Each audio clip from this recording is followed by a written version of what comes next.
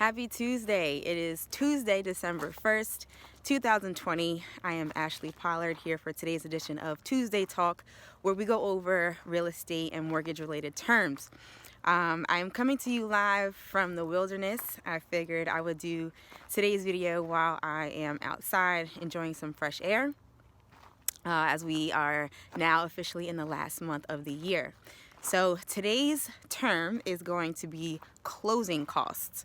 So closing costs in a real estate transaction are an assortment of fees that gets paid by the buyer at the time of closing. Sometimes the seller will come to closing and they do offer to pay some of those costs, but pretty much the buyer is paying for attorney fees. They pay for the title search, title insurance fees, mortgage insurance fees, homeowners insurance. There's all sorts of fees that are involved in closing costs, so that's definitely something that you'll want to go over with your lender to make sure you understand what your closing costs are.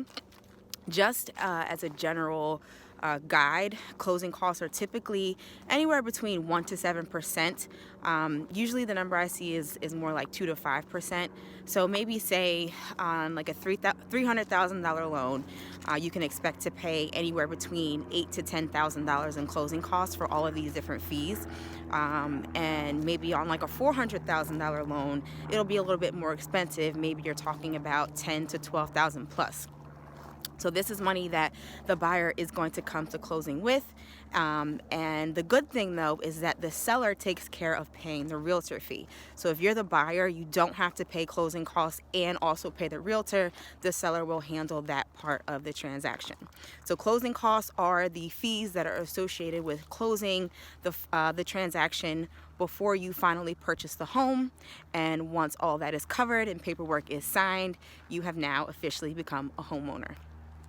Thanks for tuning in to today's edition of Tuesday Talk.